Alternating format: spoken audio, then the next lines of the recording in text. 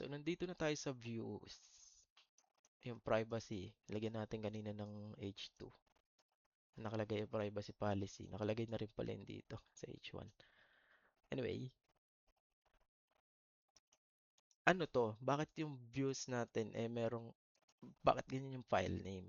CSHTML. Si ASP.NET Core MVC, ang ginagamit natin dito is kung tawagin ay Razor views. Razor, parang pang-ahit, parang hero sa Dota.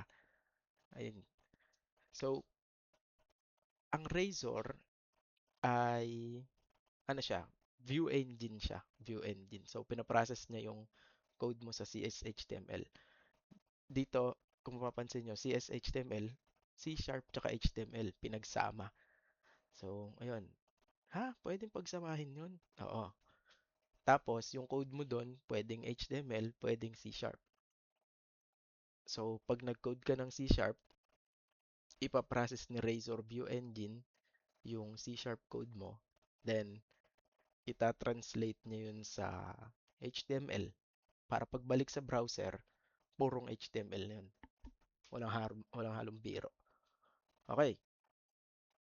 So, paano yun? Paano yung Razor?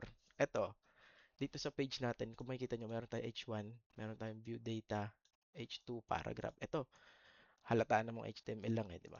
Pero bakit ito merong at? Yan. Tsaka to. So, dito sa CSHTML, sa Razor view natin, kapag nag-at sign ka, ayan, nag-ano ka na, nagsiswitch ka na from HTML to C Sharp. Ganon. So, dito, sa unahan na to, ayan, no, mapapansin nyo nga, ito, code block na to eh. Ibig sabihin yan, nagsiswitch na siya sa C Sharp. Then, meron pa siyang curly braces. So, ibig sabihin, sa loob nitong curly braces na to, lahat ng nandito, ano na, C Sharp na. Pwede ka mag-declare dito yung variable eh. Equals 20. Ayan. Tapos pwede string name dyan. Dyan do. O sige. 'Di ba? Papansin nyo, C Sharp na yan. Pero paglabas mo dito, back to regular programming HTML. Pwede tayo mag-paragraph. My name is, gusto ko ilagay yung name na dineclare natin sa line 4. So, switch ka ngayon sa C Sharp. Kasi C Sharp code yan eh. At, ayan. Tas, name. So, pinagsasama mo yung C Sharp at HTML which is very flexible. Napakaganda. Pwede ka rin dyan conditional statement. Halimbawa, dito, if, halimbawa, yung age is greater than 18, yan. Mm. Tas, sa loob nito, pwede ka, pwede ka mag-output na dito ng normal HTML din. Halimbawa, gusto ko maglagay ng lang, paragraph lang. My age is 18 and above 18. Yan, ganyan. So, kung apply changes natin yan, reload natin yung page natin, anong pinagagawa natin dito, di ba? Kita nyo, my name is John Doe, privacy policy. Tapos yan, my age is above 18. Pag in-inspect element nyo yan, chinek nyo yun, di ba? Wala yung at sign. Kasi, nirender na ni Razor View Engine yung C Sharp, kinumpute niya na, then sinama niya na sa HTML. Kaya, purong HTML na yung makikita natin dito sa page. Ayos? Ayos. So, ayun, normal. Pwede ka mag-if, pwede ka mag-for each, yung mga loop. Pwede ka rin expressions, yung mga mathematical expressions. So, ganun. Ganun siya ka-flexible. Okay, halimbawa gusto kong gumawa ng bagong page. dito sa gusto ko ma-access siya as sa home slash about. So, dito sa home, gawa tayo ng bagong page. Razor page. Ito lang, Razor MVC view. About.cshtml. Okay, kung papansin nyo, stop ko muna. Ayan, kung papansin nyo, meron siya mga binigay na code. Ayoko nyan, delete ko lahat yan. So, meron tayong blank page. Um, sa about, gusto ko ilagay dito sa about lang. About us. Ayan, ganyan. So, kung gusto natin siya makita, paano natin makikita to? Paano natin ma-access? Sa ano ba? Sa slash home slash about. Matik na ba yan pagka nagpunta tayo dyan? Hindi. Kasi, nagre-request tayong home controller, nagre-request tayo ng about na action, may action method. Nag-exist ba yan? Siyempre, hindi. Hindi mo natin ilagay eh. Kuha tayong bago. Dali naman akong kausap. About. So, wag nag-return tayo ng view,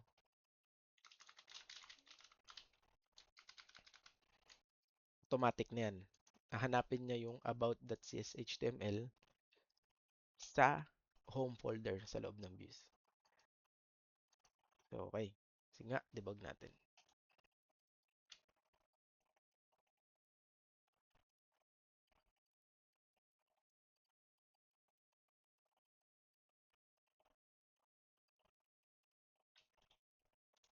Okay. So, about. Nice. Di ba? Oh, may sumabit pang ano. May tira pang apelido. Okay. So, ayos. Nakikita natin yung bagong page na ginawa natin. Ngayon, ang gusto ko, ma-access ko siya dito sa navigation. Ano ba to? Bakit may navigation dyan? Dito, kasama yan sa layout. Okay. Ano yung layouts? So, yung layout, page siya, CSHTML din siya, na para sa overall. Para siyang overall na page template ng website natin. So, yung parang parent page ng mga pages ng website. Parang ganun. So, paano yun? Paano natin siya edit? Nasaan siya? By default, meron tayong, dito sa project, meron tayong global na layout.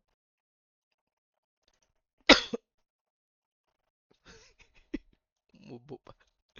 So, meron tayong global na layout. Nasa view start. Yan. Yung view start, meron siyang code na eto lang, tatlong line lang. Sinasabi niya, ang layout na default ay eto. Ano to? Layout file yan eh. CSHTML din yan. Nasaan yan? Dito sa shared. Eto. Itong file na yan. So by default, kapag ka yung page mo ay ganito lang, simple lang. By default, gagamitin niya yung layout na naka-view start, which is ito, layout CSHTML. Nice. Okay, kita nyo. Ayan, kaya mapapansin nyo, meron ng kahit pa paano, may styling na yung page natin. Hindi na siya yung parang default na font. Tsaka, ayan, meron siyang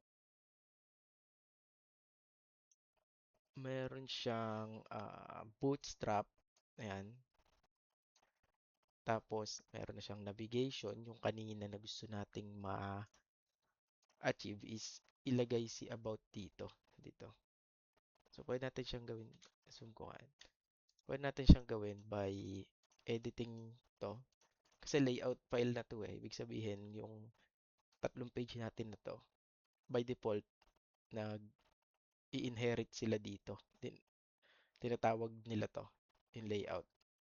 Parent nila yan. So, ito yata. Copy lang natin to. Nakatamad ako eh. ASP, area, controller, home, action, about. Tapos, ayan, dito about. Okay. Apply changes. Punta tayo din sa page. Ito.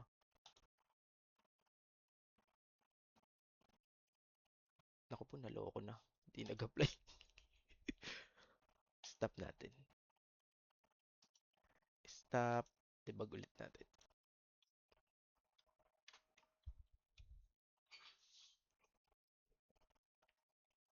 Yan. Oh, di ba may about na?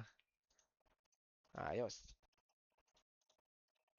So, ganun yung layout. Meron tayong by default na global layout na nasa view start.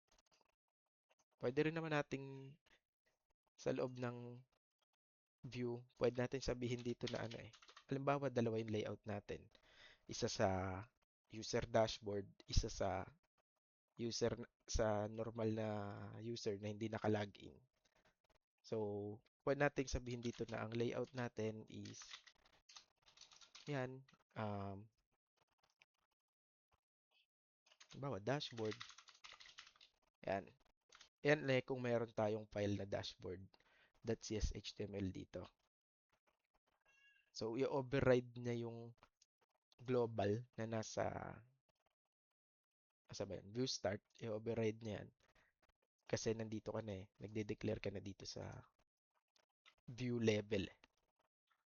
So, ganon. Parang dalawang way para mag-declare ng layout is yung global at saka sa view level.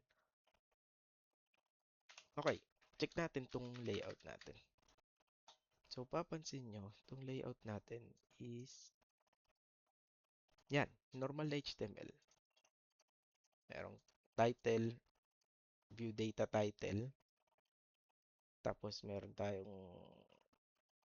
navigation, yung inedit natin kanina, nilagay tayong bago para sa about. Meron tayong main section, meron tayong render body.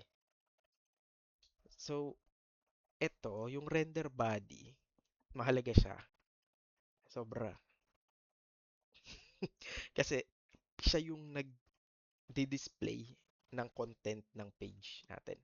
Halimbawa, kung papansin nyo, halimbawa, nag-navigate tayo sa privacy dito. So, lahat ng content ni privacy, i-render siya dito sa layout, sa render body part. Dito. So, kung mapapansin nyo, pag pumunta tayo dun sa page natin, inspect natin yan. Ayan, yung main. Punta tayo ng privacy. Ayan, nasa main. 'Di ba yung render body natin nandito eh. So, kung ano yung content ng view, doon siya nire-render ni layout. Pwede ko bang i-move to sa kung saan ko gusto? Oo, pwede. Tangay na yun lang pala. Maliit na bagay. Dali mo kung saan mo gusto, kung saan ka masaya. Yun ang mahalaga. Wala ang tinatapakan na tao. Flexible yan. Dali mo kung saan mo gusto. Bahala ka kung anong tsura gusto mo sa layout. So, meron tayong footer, normal na HTML. Na. Tapos, meron tayong scripts. Ito si jQuery, si Bootstrap. Ito custom na site.js. Tapos, meron tayong render section. Ito naman ay para saan nga ba to render section? Para sa ano to, yung halimbawa sa view mo, dito sa view mo, may custom JavaScript ka sa view. Pwede mo siyang dito, halimbawa sa about. Meron tayong custom na JavaScript na gusto natin mag-alert. Halimbawa lang, alert, about page. Yan. So, eto mag-render siya kasama nito ni H1 tsaka nitong text na to. Magre-render siya sa part ng layout. Ting! Tama sa render section. ay render section, render body. So, may masasama kang JavaScript dito, 'di ba? Apa. Sabi sa'yo eh. Ngayon, eto para mas ma-normalize yung JavaScript code mo. Meron tayong merong code dito na render section async. Ang pangalan ng section ay scripts. Optional lang siya. So, paano gamitin yan? Dito, at section scripts. So, yan. Eto C# code na yan eh. So, ibig sabihin nito, yan. Gusto natin na i-render yung mga code na nandito sa section ni layout na merong name na scripts dito. So, dito yan. Bakit? Bakit mo gugustuhin yun? Eh, pwede naman dito lang. Wala lang. Hindi, para minsan kasi dependent ka sa jQuery. Yung code mo dito, dito. So, kung nandito yun sa may taas, nauna yung code mo kaysa dito sa jQuery. So, kung may kailangan kang jQuery na code, hindi mo na ma hindi mo magamit kasi wala, di pa naloload eh. So, kung nandito, naload mo na yung dependency mo bago ka pa nag-execute ng script mo na nasa view level. So, ganun yun. Ayun yung ah, render section.